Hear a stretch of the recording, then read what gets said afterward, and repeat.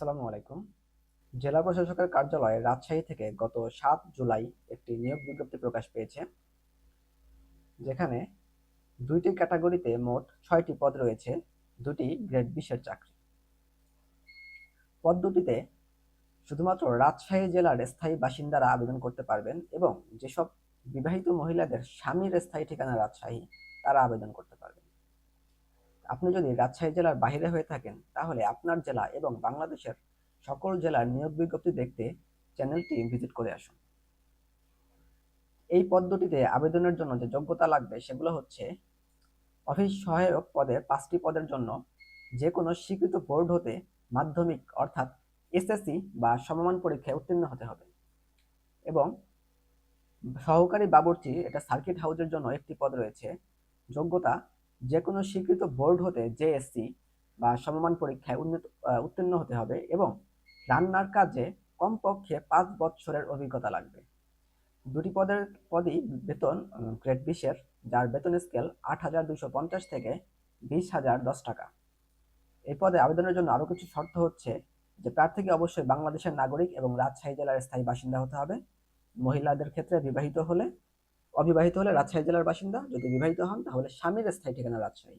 এবং আবেদন করার সময় প্রার্থীর সর্বশেষ শিক্ষাগত যোগ্যতা আবেদনপত্রে উল্লেখ করতে হবে।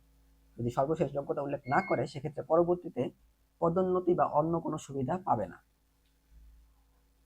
প্রার্থীর বয়সসীমা ৯ জুলাই ২০২৬-এ ১৮ থেকে ৩২ বছরের মধ্যে হতে হবে। এই ছিল কিছু শর্ত।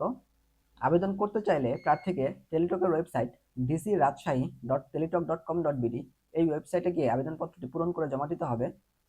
আবেদনপত্র পূরণের সময়সীমা ৯ জুলাই ২০২৬ সকাল ১০টা হতে ২৯ জুলাই বিকাল ৫টা পর্যন্ত।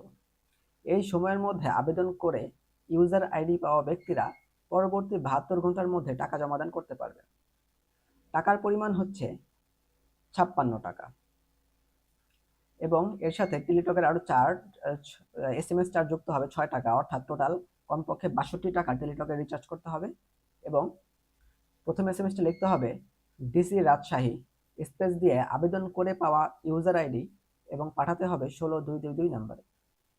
এরপর দ্বিতীয় SMS-টি লিখতে হবে ডিসি রাজশাহী, এরপর স্পেস দিয়ে ইএস, এরপর স্পেস দিয়ে প্রথম SMS-এর রিপ্লাই থেকে পাওয়া পিন নম্বর এবং পাঠাতে হবে ১৬২২২ নম্বরে।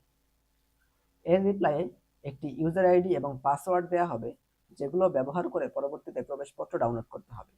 তাই এই SMS-টা সেভ করে বা ফরওয়ার্ড করে বা স্ক্রিনশট দিয়ে কোনো না কোনোভাবে সুবিধা মতো সেভ রাখতে হবে, সংরক্ষণ করতে হবে আর কি। এই ছিল নিয়োগ বিজ্ঞপ্তি সম্পর্কে মোটামুটি বিস্তারিত তথ্য। কারো যদি কোনো প্রশ্ন থাকে তাহলে অবশ্যই কমেন্টে জানাবেন। যদি কেউ নিজেরা আবেদনপত্র পূরণ না করতে পারেন সেক্ষেত্রে অবশ্যই আমাদেরকে মেসেজ দিয়ে আমাদের মাধ্যমে চাইলে আবেদনপত্রটি পূরণ করে নিতে পারবেন। যদি আপনি ইউটিউব থেকে দেখে থাকেন তাহলে ডেসক্রিপশনে ফেসবুকের লিঙ্ক দেওয়া আছে, আর যদি ফেসবুকে দেখে থাকেন তাহলে তো অবশ্যই মেসেজ দিলেই হবে।